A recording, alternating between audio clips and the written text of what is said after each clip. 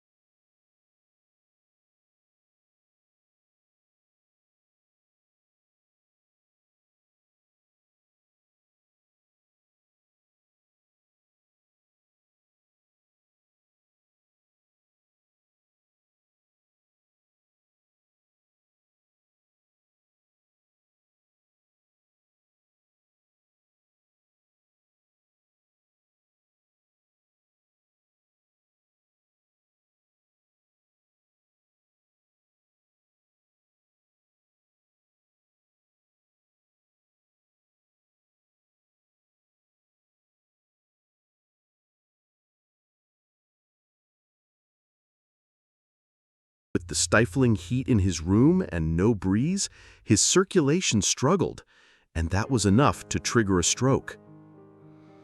As a brain doctor, I've seen hundreds of cases like Frank's.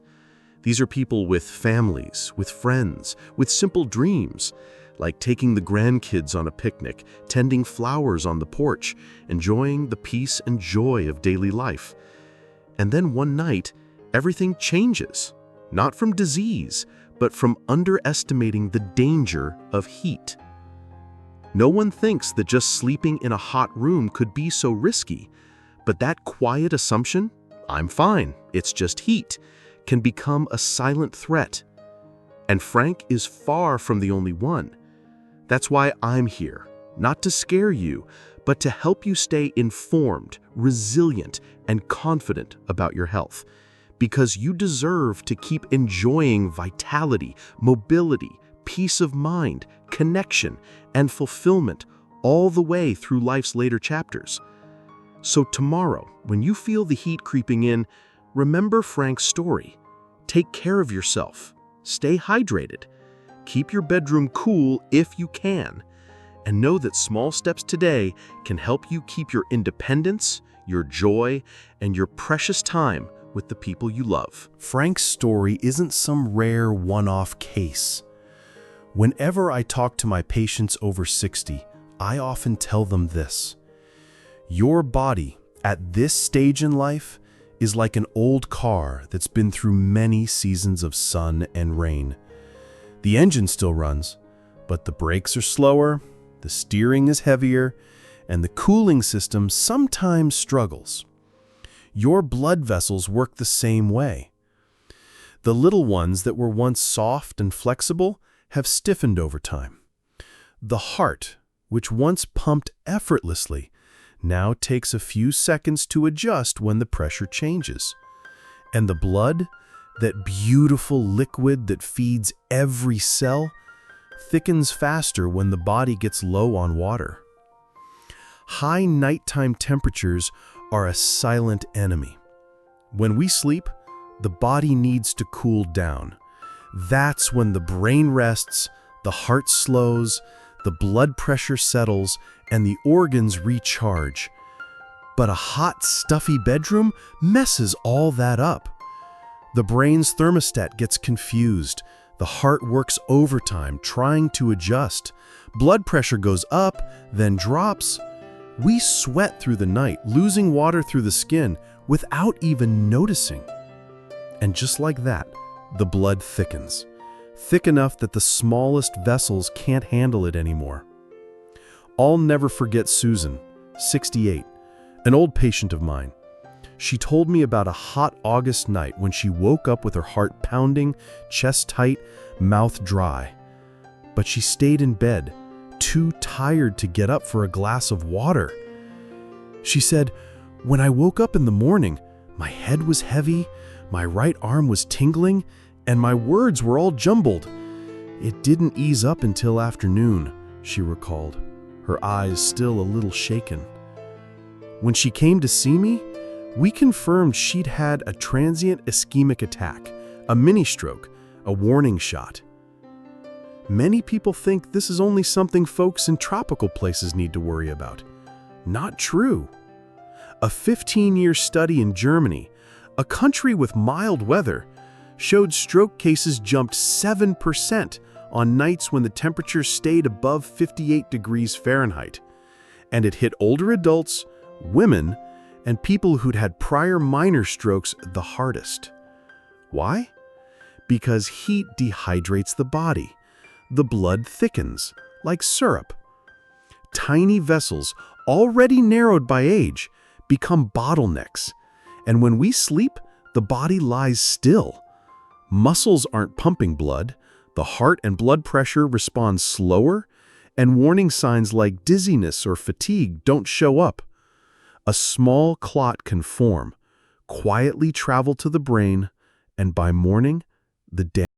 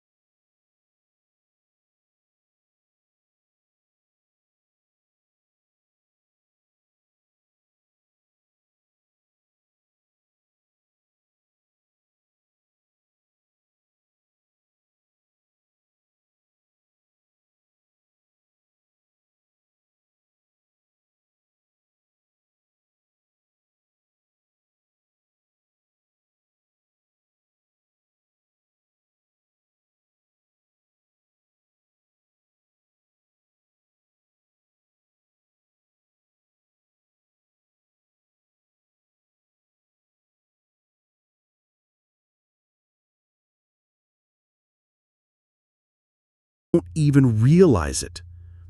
Until one morning, they wake up and barely recognize themselves in the mirror.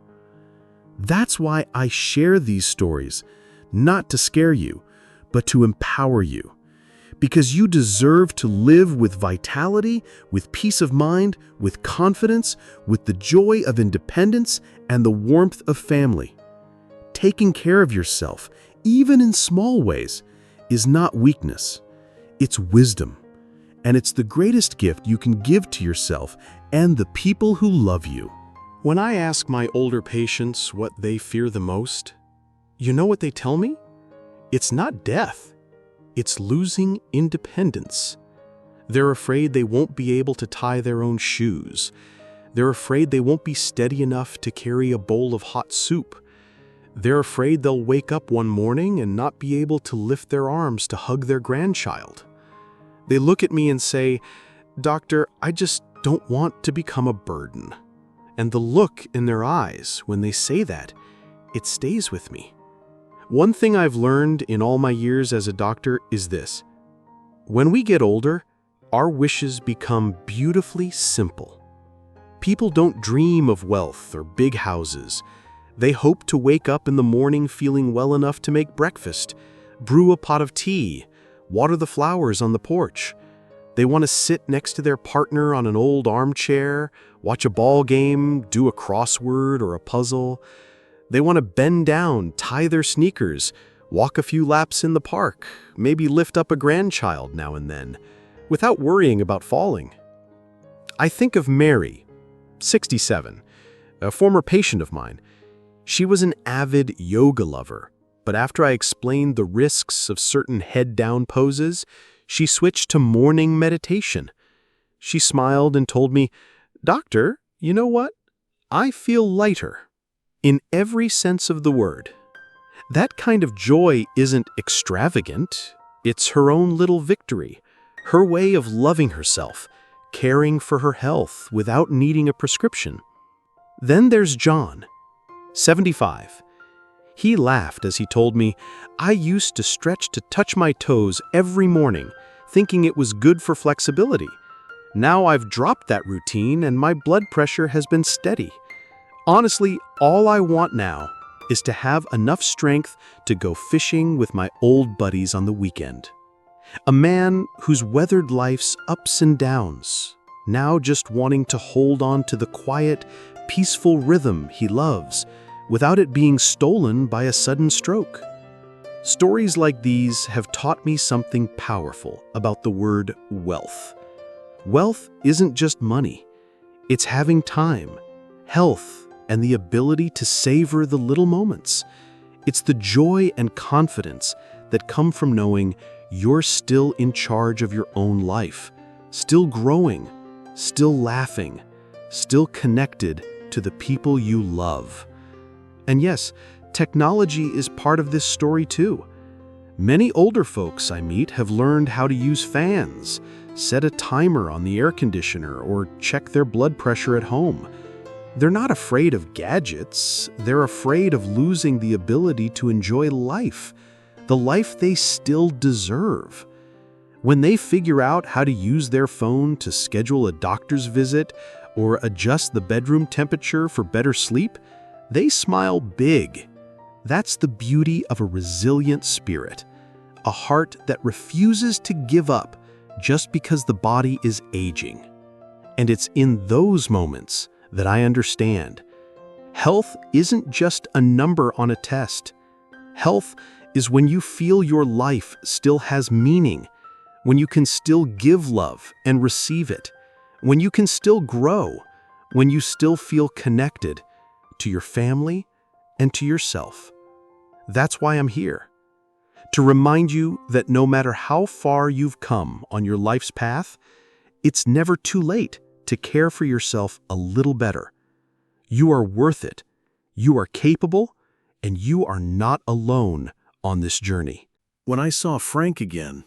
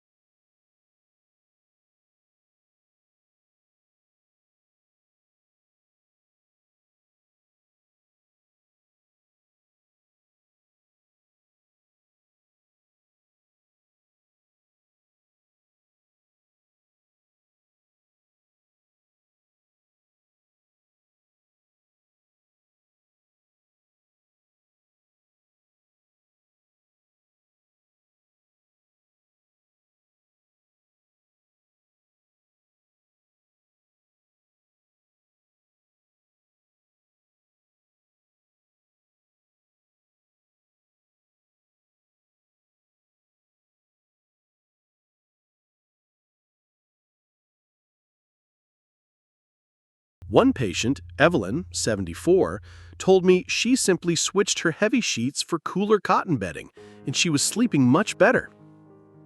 But it's not just about the room temperature. Your body needs to be topped off with water before bed. After 60, we don't feel thirst as strongly as we used to. That's why so many people say, "I didn't feel thirsty, so I forgot to drink water." But your body still needs it. You lose water through your breath, through your skin, even while lying still. One little tip I often give, keep a small water bottle by your bed. Take a few sips before sleep and a few when you wake up. If you like tech, there are even apps that remind you to drink water through the day. Mary, Frank's wife, told me that since she started doing this, she has fewer headaches and wakes up feeling clearer in the morning. I also told Frank to avoid heavy activities late in the day, not because I don't want him moving, but because his body just doesn't recover as fast as it once did. High-intensity workouts or heavy chores in the evening raise body temperature, speed up the heart, and swing the blood pressure. Instead, I suggested an easy walk after dinner, some light music, or gentle meditation.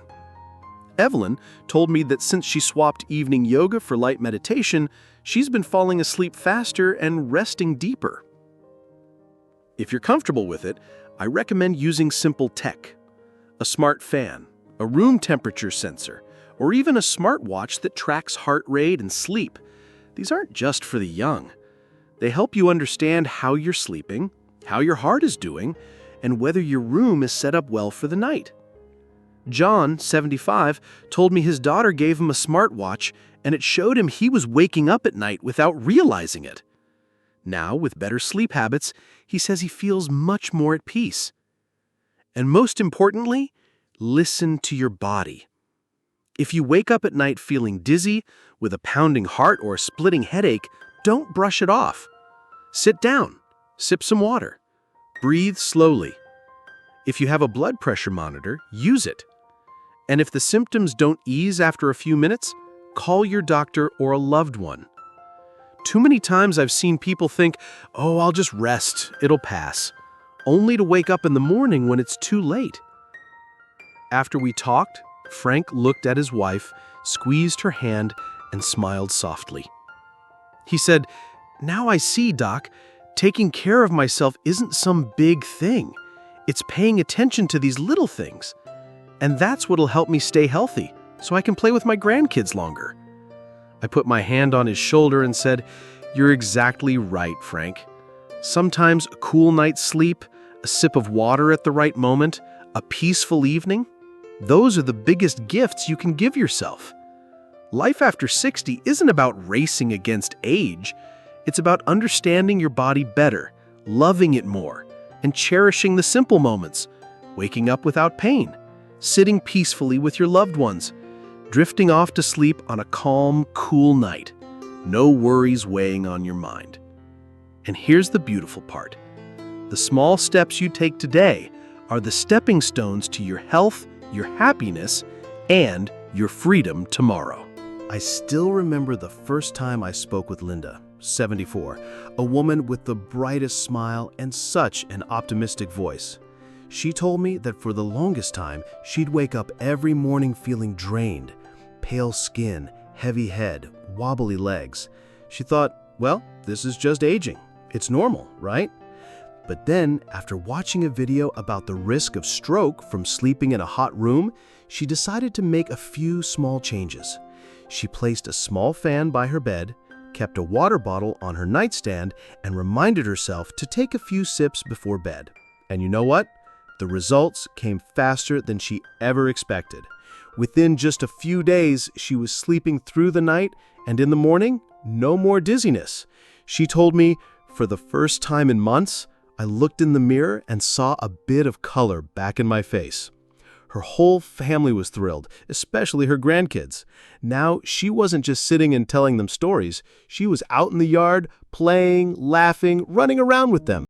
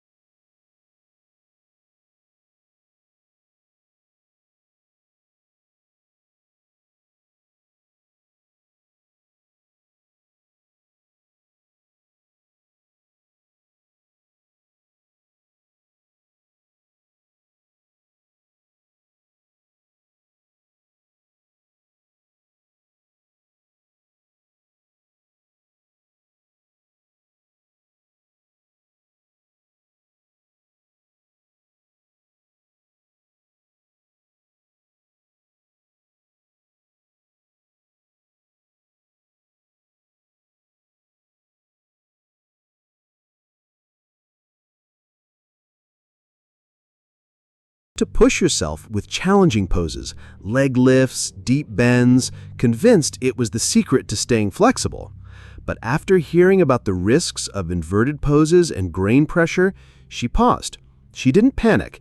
Instead, she chose a safer path: deep breathing, gentle meditation in the mornings and evenings. She told me, "It's like peace spreads through my body. I've finally learned how to listen and take care of myself. I don't need to prove I'm strong. I just need to feel happy, calm, and able to do the things I love." When she said that, her eyes sparkled with confidence. Every one of these stories is a gentle but powerful reminder. Health isn't about how hard you push, it's about how kindly you care for yourself. And the best part, no matter your age, it's never too late to start.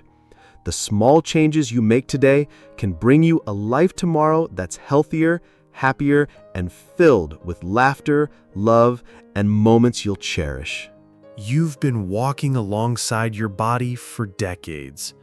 From those first wobbly baby steps, to the years of running around the yard, to the sleepless nights caring for your kids or grandkids, to those quiet mornings now, sitting with a cup of coffee, watching the sunrise. This body has carried you through joys, memories, even scars that tell the story of your years. And today, it's still here, but it needs you to care for it in a new way. Not by pushing it too hard, not by trying to do everything you did at 20 or 30, but by making small, thoughtful choices from the heart. Imagine this: just one hot night can thicken your blood, swing your blood pressure, let a tiny clot form quietly, waiting for its moment to strike. A stroke doesn't just steal health, it steals memories. It steals your ability to speak with the people you love. It takes away the simple joys: waking up to see your grandchild smile, hearing their little laugh, holding their tiny hand. Please, don't let one hot, restless night rob you of all that's precious. The beautiful truth? You are not powerless. Add a fan beside your bed. Drink an extra glass of water before you sleep. Pause to listen to your body for just a moment. These tiny changes give you the gift of health, joy, and wholeness. No one's asking you to be perfect. No one's asking you to be young again. What matters is that you feel confident, that you feel happy, that you know you're still in charge of your life, that you can still hold your grandchild close, sit on that park bench with your partner, and share a quiet smile without saying a word. If anything I've shared today feels helpful to you, I invite you to leave a 1 in the comments. If you think I could do better, or there's something else you'd like to hear, leave a 0. I truly want to hear from you, because these videos aren't just about information. They're a bridge between us, between me and you, and a community of people who want to live healthier, happier, more meaningful lives. And if you'd like to keep getting simple, gentle health tips, no lectures, no pressure, just hit subscribe. I won't promise to be perfect, but I do promise to be here, sharing honest, practical things that can help you understand your body better, so you never feel alone on this journey. Lastly, I'd love to invite you to share your own story. What's something you've changed to sleep better, to feel stronger, to take better care of yourself? Maybe it's a small tip, a new habit, something you realized after hearing someone else's experience. Who knows, your little story might be the spark that saves or lifts someone else out there. We don't just learn from doctors. We don't just learn from books. We learn from each other. And I believe you, the person reading these words right now, you have that kind of power inside you. If you've stayed with me this far, I want to say a heartfelt thank you. Not everyone takes the time to listen to what may seem like small things, but those small things can truly change your life.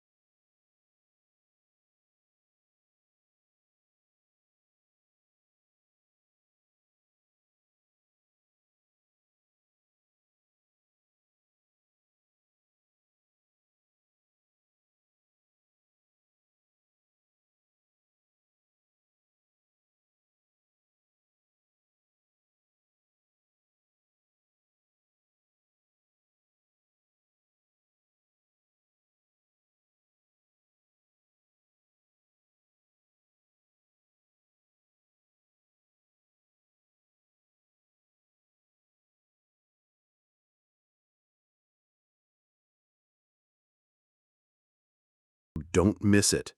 Hit subscribe, turn on the notification bell.